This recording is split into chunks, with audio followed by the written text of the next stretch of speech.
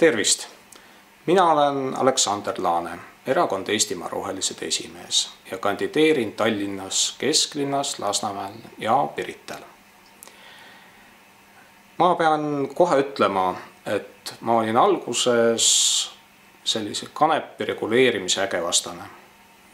Ma vaidlesin igal võimalikul juhul selle vastu. Aga meie erakonnas on kombeks, et vaidlus on võimalikult asjalik.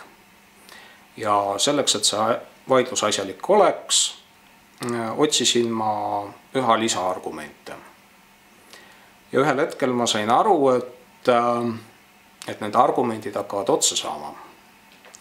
Ja et rohkem on argumente reguleerimise kasuks kui selle vastu.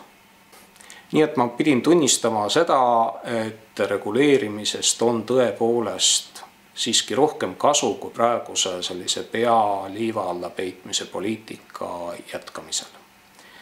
Ma ei arva, et kanep on imerohi või et see on mingi imeravim, et sellega saab kõike ravida või et sellega saab väga paljut ravida. Kuid on inimesi ja on haigusi, mille puhul kanepist on kasu ja päris märgatavalt kasu.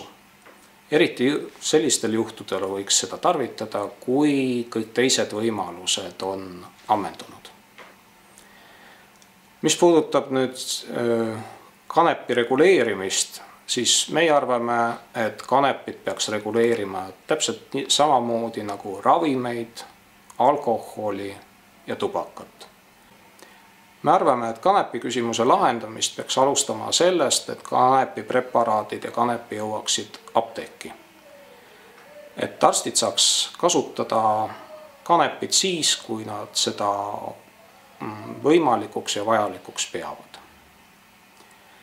Et edasise kava osas sooviksime me ära oodata Colorado osariigi raportid, et sealt siis õppida, mis neil hästi läks, mis läks valesti ja teha regulatsioon nii, nagu see Eestile sobib.